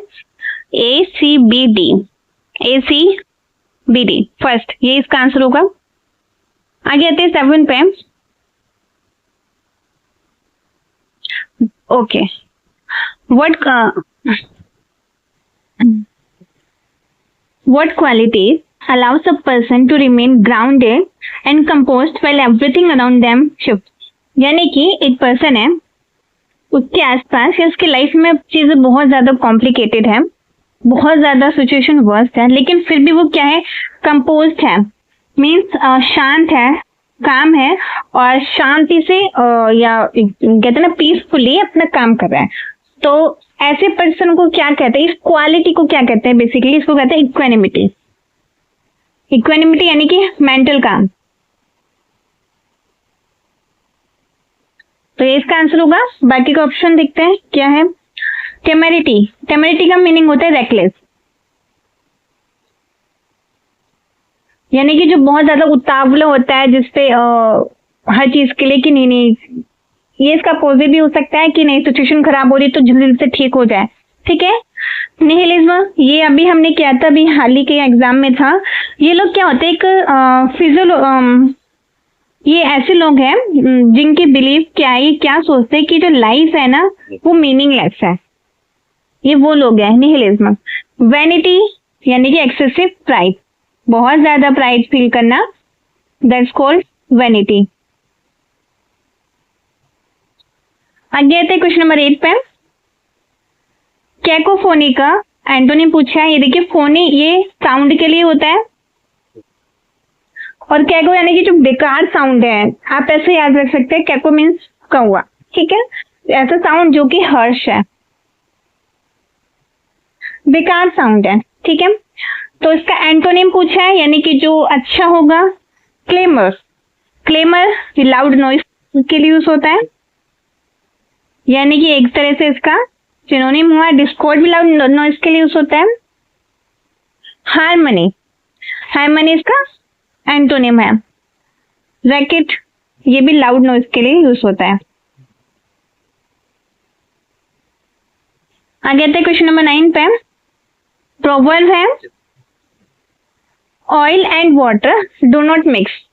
इसका जो लिटरल मीनिंग है वो ये है कि जो कुछ चीजें हैं या फिर लोग हैं जो कि इनकम्पेटिबल है नेचर में।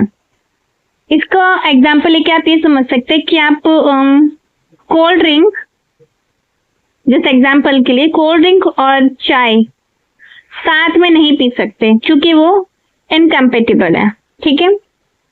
आगे आते हैं क्वेश्चन नंबर 10 पे। इनकरेक्टली स्पेल्ड वर्ड बताना है। ट्रांसेंडेंट, इंटरडिसिप्लिनरी, फोस्टर्स या कन्वर्जेंस। इसकी स्पेलिंग बिल्कुल ठीक है। ट्रांसेंडेंट का क्या मीनिंग होता है, जो एक्स्ट्रा ऑर्डिनरी होते हैं।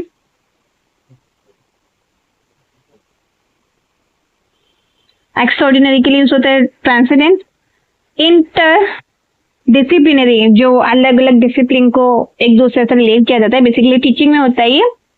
फोस्टर्स मीन ग्रोथ प्रमोट करना। कन्वर्जेंस, ये स्पेलिंग गलत है, इसका यहाँ पे ए नहीं आएगा, ई आएगा। कन्वर्जेंस, इसका मीनिंग क्या है कि कोई चीजें हैं वो एक पॉइंट पे आके यूनाइट हो रही है, that is called convergence. Question number 11, idiom है once in a blue moon. Once in a blue moon क्या मतलब है, जो कि बहुत कभी कभी होते हैं, रेयर है।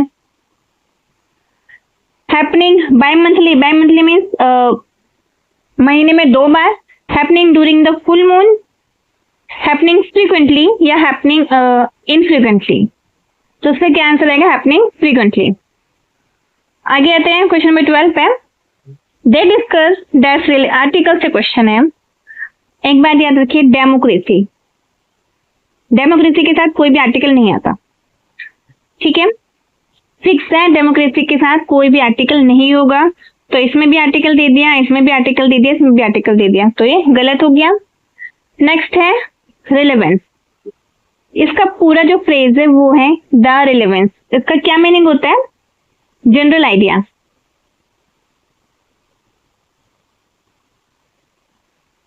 तो ये इसका आंसर होगा। आगे आते हैं नेक्स्ट पे। Question number 13, one word substitution है। Be precise to communicate effectively, avoid unnecessary details and description. यानी कि कैसे कम्युनिकेट करना, इफेक्टिवली कम्युनिकेट करना, जिसमें जो पॉइंट हो वही बात करना, फालतू की बात नहीं करना। वर्बोसिटी, इसका मतलब है बहुत ज्यादा बोलना। एम्बिग्यूटी यानी कि अनक्लियर, ये हमने कई बार याद किया है एम्बिग्यूटी को अम्बर से। कंसाइसनेस यानी कि ब्रीफ में बताना, छोटा बताना, तो यही इसका आंसर होगा। क्लैरिटी, इसमें सेंस नहीं है। आगे आते हैं 14 पे। Incorrectly spelled word jewellery. Intermediate, ये गलत है, इसमें डबल टी आएगा, इंटरमीडिएट। प्रोफेशनल, इमीडिएट, तो ये आंसर होगा। आगे आते हैं 15 पे। Out of all the contestant she was the, ये एडजेक्टिव से क्वेश्चन है, degree of adjective. The dash to finish the race. जितने भी कंटेस्टेंट थे उन सब में वो लड़की क्या थी, सबसे ज्यादा तेज थी। तो फास्टर जब दो लोगों में कंपेयर होता है, मोर फास्ट। ग्रामेटिकली इनकरेक्ट है, फास्ट है, सुपरलेटिव डिग्री आएगी, यही सही है। इसमें मैंने पैसेज नहीं लिया है क्योंकि पैसेज वैसे भी रिपीट नहीं होता, इनमें रिपीट होने के चांसेस है। आगे मिलते हैं नेक्स्ट में, तब तक आप ख्याल रखिए और पढ़ते रहिए। Thank you.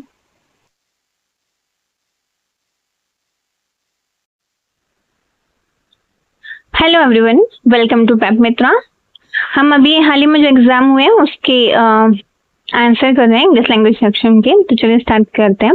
ये टीजीटी नेचुरल साइंस का है। क्वेश्चन नंबर 1 है, select the incorrectly spelled words, necessary, beginning, location और इररिलेवेंट। तो इसका आंसर क्या है? बिगिनिंग। बिगिनिंग कैसे लिखते हैं? इसमें डबल जी नहीं आता, BEGINNING, बिगिनिंग। आगे आते हैं क्वेश्चन नंबर 2 पे। एंटोनिम पूछा है डबियस का। पहले इसका मीनिंग देखते हैं कि इसको क्या बोलते हैं।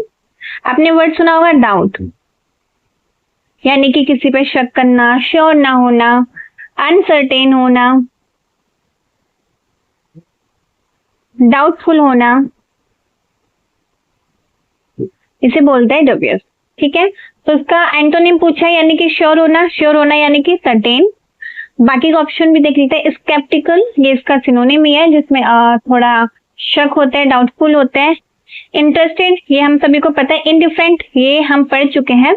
इनडिफरेंट का एक और सिनोनिम क्या हो सकता है?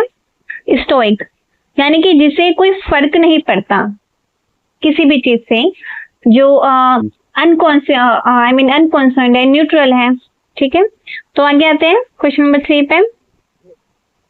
वन वर्ड सब्स्टिट्यूशन पूछा है। A scientist who studies the relationship between organism and their environment. ऐसे साइंटिस्ट को क्या कहते हैं जो ऑर्गेनिज्म के बारे में स्टडी करता है? तो ऑप्शन देखते हैं। ऑप्शन 1 है मेटेरोलॉजिस्ट। ये लोग वो होते हैं जो वेदर की स्टडी करते हैं, मौसम की, वेदर की स्टडी करते हैं, क्लाइमेट की स्टडी करते हैं, उन्हें कहते हैं मेटेरोलॉजिस्ट।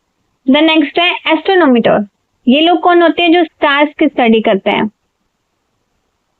इकोलॉजिस्ट, ये इसका राइट आंसर है, जो हमारे जो ऑर्गेनिज्म है उसके और उनका जो रिलेशन है एनवायरमेंट का, इसके बारे में स्टडी करते हैं। द नेक्स्ट है जियोलॉजिस्ट, जो अर्थ की स्टडी करते हैं। आगे आते हैं क्वेश्चन नंबर 4 पे। Select the most appropriate meaning of the given word. Cut to the chase. Cut to the chase यानी कि सीधे पॉइंट पर आना, गेटिंग टू द पॉइंट। आगे आते हैं क्वेश्चन नंबर 5 पे। Of the two solution you presented, which do you think is best feasible.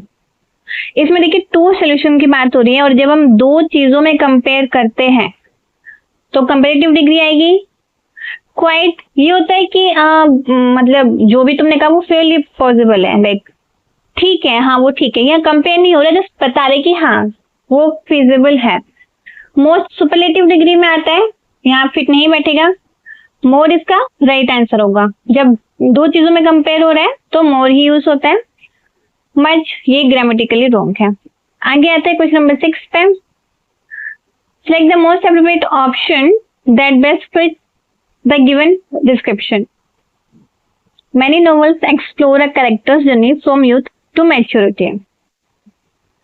एक ऐसी स्टोरी बतानी है, लाइक नॉवेल्स जो क्या करती है, जर्नी बताते हैं यूथ से मैच्योरिटी, यानी कि ग्रोथ हो रही है, यूथ से मैच्योरिटी आ रही है, बड़ा हो रहा है, एज पे भी फोकस हो रहा है, और कह सकते हैं कि मोरल डेवलपमेंट की बात हो रही है. तो ऐसे इस चीज को क्या बोलते हैं?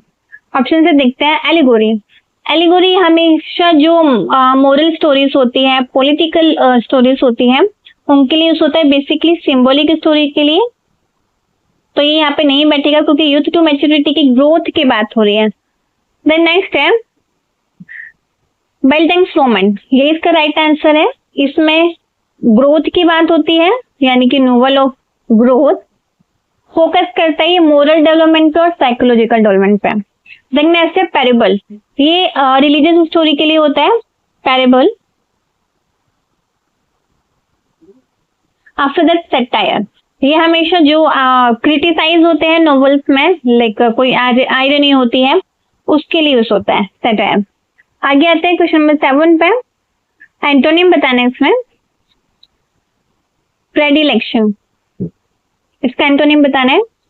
सबसे पहले देखते हैं कि प्रेडिलेक्शन का क्या मीनिंग है. प्रेडिलेक्शन का मीनिंग होता है किसी चीज के लिए आप बहुत ज्यादा पसंद करते हो, स्ट्रॉन्ग लाइकिंग है, जो आपको बहुत ज्यादा पसंद है. ये एक पॉजिटिव वर्ड है. अब बाकी के ऑप्शन देखते हैं. पेंचेंट. पेंचेंट का क्या मीनिंग है? ये भी स्ट्रॉन्ग लाइकिंग के लिए यूज होता है, ये इसका सिनोनिम हो गया.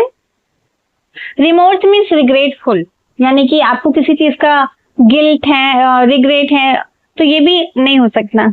कॉम्पिटेंट, ये एबिलिटी के लिए यूज होता है, स्किल के लिए यूज होता है, तो यहाँ पे फिट नहीं बैठेगा. एवर्जन, ये इसका राइट आंसर है. इसका मतलब है किसी चीज के लिए डिसलाइक. आगे आते हैं क्वेश्चन नंबर 8 पे. जंबल्ड वर्ड है. ऑप्शन देख लेते एक बार. सी डी ए बी, यानी कि सारे दे दिए, अगर एक भी हमें पॉइंट मिल गया तो हम बना सकते हैं. तो चलिए पढ़ते हैं. ऑप्शन ए है consequently the theory proposed has garnered considerable support. कौन सी थ्योरी की बात हो रही है? हमको नहीं पता, यानी ऐसे स्टार्ट नहीं हो सकता क्योंकि हमें थ्योरी नहीं पता. यहाँ थ्योरी का जिक्र है. The implication of this research, कौन सी रिसर्च नहीं पता, तो बी भी कट जाएगा. अब डी एस सी बचा. Pioneering research was initiated to explore the anomaly in quantum fluctuations. ये रिसर्च जिसमें इसमें बात हो रही थी, दिस रिसर्च के बारे में, इसमें इंट्रो है. क्या बोल रहे हैं कि जो पायनरिंग रिसर्च है ये इनिशिएट की गई, किस लिए इनिशिएट की गई? To explore the anomaly in quantum fluctuation. जो क्वांटम है उसमें जो फ्लक्चुएशन हो रही है उसकी एनोमली के लिए है. एनोमली का मतलब होता है किसी चीज की जांच करना कि क्यों हो रहा है. तो सी से ही होगा स्टार्ट. एक बार डी पर लेते हैं. After extensive experiment researchers confirm the anomalies consistency. जब बहुत सारे एक्सपेरिमेंट हो गए उसके बाद में रिसर्च ने कंफर्म की कि एनोमलीज को कैसे कंसिस्टेंट कर सकते हैं, उसकी कंसिस्टेंस के बारे में कंफर्म की रिसर्च. तो सी से ही स्टार्ट होगा क्योंकि इंट्रो यहाँ पे हो रहा है. तो ऑप्शन 1 राइट है. आगे आते हैं क्वेश्चन नंबर 9 पे. ऑप्शन देखते हैं किस किस से. आर एस आर क्यू, यानी कि पी से नहीं होगा और लेग भी नहीं रखी होगा. ऑप्शन पढ़ते हैं सारे. This not only improves efficiency but also reduces operational cost. ये जो है सिर्फ एफिशिएंसी ही नहीं बढ़ाएगा, एफिशिएंसी मीन्स काम करने की क्षमता, बल्कि जो ऑपरेशनल कॉस्ट है वो भी कम करेगा. Automation has become an integral part of modern industry. जो ऑटोमेशन है यानी कि खुद से काम करना, या ऑटोमेशन किसके लिए यूज हो रहा है देखते हैं. यहाँ से क्यू से स्टार्ट हो सकता है क्योंकि इंट्रो है. It helps in streamlining complex process and minimising human intervention. ये किस चीज में हेल्प करता है? जो कॉम्प्लेक्स प्रोसेस है उनको स्ट्रीमलाइन करने में और ह्यूमन इंटरवेंशन को कम करने में. आर से भी शुरू नहीं हो सकता, आर वाला कट गया और पी वाला है ही नहीं. क्यू वाला हो सकता है हमारे अकॉर्डिंग. एज देखते हैं, ये भी कट जाएगा. Companies worldwide are investing heavily in robotic systems तो इनहेंस प्रोडक्टिविटी, इसमें कह रहे जो कंपनीज हैं पूरे वर्ल्ड वाइडली वो इन्वेस्ट कर रही है रोबोटिक सिस्टम है। जो ऑटोमेशन है वो रोबोटिक सिस्टम के लिए ही यूज हुआ है। रोबोटिक सिस्टम वो क्या करेंगे, खुद से काम करेंगे। ऑटोमेशन में भी क्या है, खुद से काम करना। यानी कि क्यों पहले आएगा, इंट्रो है कि ऑटोमेशन है जो एक मॉडर्न इंडस्ट्री का अंतर्गत पार्ट बन गया है। देन इसमें बता रहे हैं कि जो कंपनीज है वर्ल्ड वाइड वो क्या कर रही है, इन्वेस्ट कर रही है इसमें काफी अच्छे तरीके से। क्यों के बाद एज ये क्यों इन्वेस्ट कर रही है, रीजन देखते हैं। क्योंकि क्या करता है, जो कॉम्प्लेक्स प्रोसेस है उनको स्ट्रीमलाइन में हेल्प करता है और मिनिमाइज करता है ह्यूमन इंटरवेंशन को। QSR से this not only improve efficiency, ये सिर्फ काम को इम्प्रूव नहीं कर रहा, जैसे इसमें कहा था जो कॉम्प्लेक्स प्रोसेस हो रहे हैं और जो ह्यूमन वर्क हो रहा है उनको क्या कर रहा है, मिनिमाइज कर रहा है। सिर्फ एफिशिएंसी इम्प्रूव नहीं कर रहा बल्कि जो ऑपरेशनल कॉस्ट है उनको भी कम कर रहे हैं। तो ये इसका राइट आंसर होगा 4। आगे आते हैं 10 पे। The child felt that after telling a lie to his parents, जब बच्चे ने अपने पेरेंट्स को झूठ बोला तो उससे कैसा फील हुआ, कैसा महसूस हुआ। हिलेरियस, हिलेरियस फनी के लिए यूज होता है बेसिकली, लाइक जोर जोर से हंसना, उसके लिए यूज होता है हिलेरियस। अशेम्ड यानी कि शर्मिंदा होना। गिल्ट फील करना कि हाँ आई डिड रॉन्ग। डिलाइटेड ये खुशी के लिए यूज होता है। एग्जॉस्टेड यानी कि थका हुआ, टायर्ड। तो कैसा फील क्या होगा चाइल्ड ने, of course ashamed. Guilt feel क्या होगा, बुरा लगा होगा उसे। आगे आते हैं नेक्स्ट पे, क्वेश्चन नंबर 11।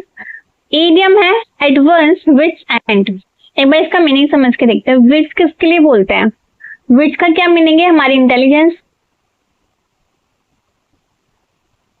यानी कि हम जो सोचने समझने की जो बुद्धि है, कॉमन सेंस है, उसको बोलते हैं विच। तो एट वंस विच एंड यानी कि पूरा जोर शोर लगा लिया, अपना दिमाग लगा लिया, फिर भी नहीं समझ आ रहा, तो इसका क्या मतलब है, इसका मतलब है बीइंग काम एंड रिलैक्स, कि बहुत काम और रिलैक्स से नहीं, वो पूरा अपना दिमाग दौड़ा रहे हैं इधर से उधर, एंड पर है पूरे। At a loss to know how to proceed, yes, उसको नहीं समझ आ रहा कि कैसे शुरू करना है, क्या करना है, क्या नहीं करना। बाकी ऑप्शन गलत है। आगे आते हैं क्वेश्चन नंबर 12 पे। Vikram gave and that speech which adjective correctly completes the sentence। Speech noun है और उसके लिए क्या चाहिए, एडजेक्टिव। इंस्पिरेटेड ये कोई वर्ब नहीं होता है। इंस्पायर ये नॉर्मली एक वर्ब है और यहाँ पे हमें क्या चाहिए, एडजेक्टिव, तो यहाँ पे वर्ब यूज नहीं हो सकती। इंस्पायरिंग, इंस्पायरिंग इसका सही आंसर है, ये एक एडजेक्टिव है। उसने कैसी स्पीच दी जो बहुत इंस्पायरिंग थी। इंस्पायरेशन ये नाउन है, like she is my inspiration, तो क्या हो गया, नाउन। आगे आते हैं क्वेश्चन नंबर 13 पे। ये आर्टिकल से क्वेश्चन है, पढ़ के देखते हैं। They discuss changes needed in organisation, changes की बात हो रही है। क्या वो लोग ये फिक्स कर चुके होंगे कि क्या क्या चेंजेस आने हैं, कोई स्पेसिफिक चेंजेस होंगे। मान लो आपका कोई रूम है, उसमें आपको फर्नीचर बदलना है, फर्नीचर में चेंज करना है, तो एक स्पेसिफिक चेंज हुआ। स्पेसिफिक के साथ ए नहीं आ सकता, आर्टिकल तो आएगा ही आएगा क्योंकि नाउन है, तो फर्स्ट और थर्ड कट गया, सेकेंड हो सकता है, फोर्थ हो सकता है। अब नेक्स्ट आते हैं नीडेड इन ऑर्गेनाइजेशन। हमने अभी ऑर्गेनाइजेशन को अपना रूम समझ लो, हमें चेंजेस करने अपने रूम में, वो रूम स्पेसिफिक है या घर का कोई भी रूम, नहीं वो रूम स्पेसिफिक है, तो स्पेसिफिक के लिए क्या आएगा, द, तो आंसर क्या होगा, सेकेंड। आगे आते हैं क्वेश्चन नंबर 14 पे। ये भी आर्टिकल से क्वेश्चन है। Wheat of Haryana is exported all over country, ठीक है। Wheat of Haryana, wheat, wheat countable है या अनकाउंटेबल, ऑफकोर्स व्हील अनकाउंटेबल है, आप इसे काउंट नहीं कर सकते।